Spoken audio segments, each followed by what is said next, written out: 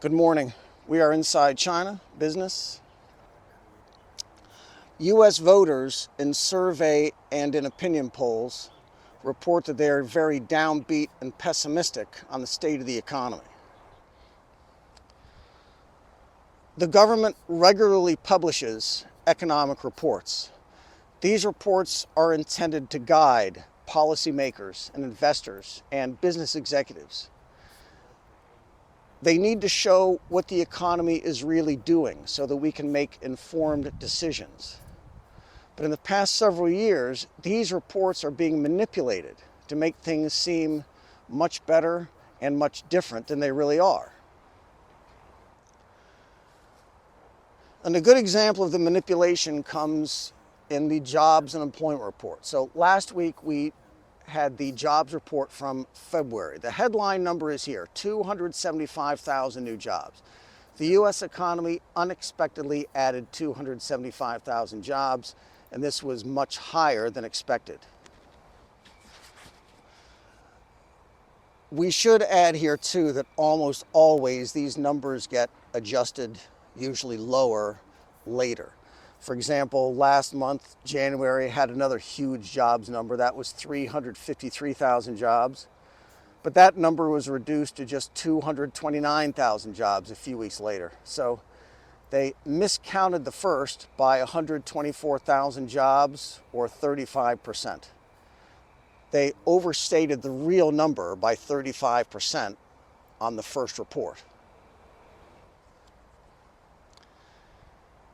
And this is actually routine, that the Labor Department comes back later and says we need to revise the previous number up or down. And will that happen this time for February? Probably, but we'll have to see. In the United States, there are two major employment reports, and they come from different sources. The ADP is a private survey. It comes from a private group of companies. The BLS, the Bureau of Labor Statistics, that's the government survey. We call that the establishment survey. The ADP report, which is private, they survey hundreds of thousands of businesses and households across the country. And they ask the businesses very simple questions. Are you increasing hiring? How many people work at your company this month? How many people worked at your company last month? Are the jobs that you're creating full-time or part-time? How much are you paying for these jobs? And the ADP goes and surveys hundreds of thousands of households asking the same questions. Are you working this month? Are you working full-time or part-time? Did you get a new job? Did you lose a job? How much money are you making? Is that more or less than you were making before? So the ADP compiles all this raw data by surveying hundreds of thousands of businesses and households. They don't make a lot of seasonal adjustments. All they'll do is compare this February to last February. The establishment survey, coming from the government and the Bureau of Labor Statistics, they ask many of these same questions, but they also pull data from banking records, especially reserve banks, from tax rolls, and they also do a lot of statistical smoothing and rounding and seasonality changes and adjustments. And the establishment survey also changes pretty regularly now the way they do simple counting. For example, last quarter they added the language, did you work any part of the previous week? Which means now they're creating jobs out of any very part-time or gig employment. This is another example of how the establishment survey and the ADP surveys will not agree. But even with these differences, the ADP private report and the BLS governmental report were usually in agreement until recently.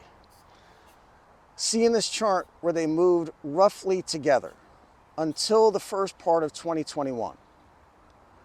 So until the beginning of the Biden administration, the two surveys tended to agree with each other. But that was the beginning of when the big differences started to really appear.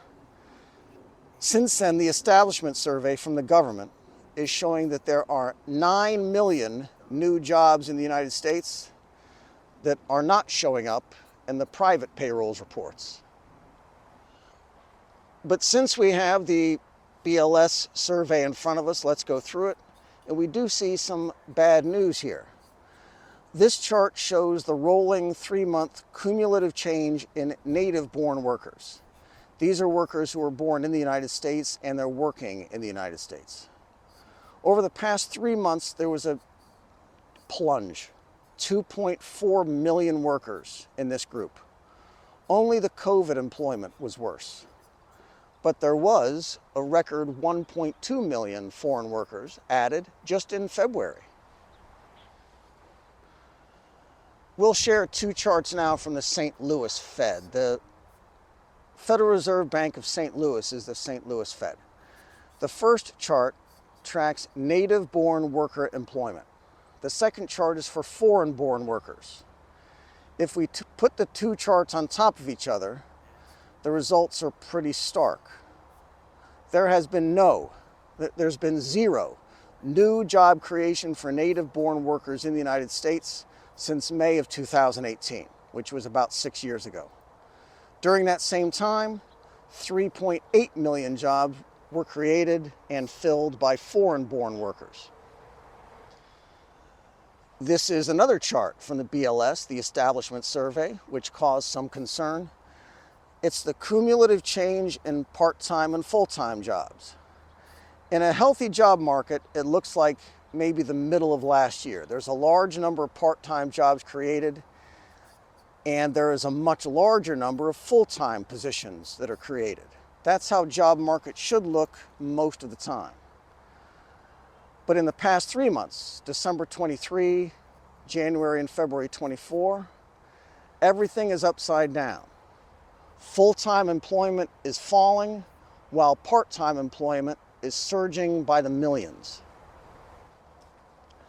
And zooming out, all of the net jobs creation since February 23 have come from part-time jobs 1 year ago.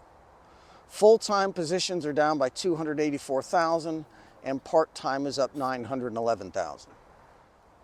So we have a situation where all of the net new job creation over the past year has been part-time.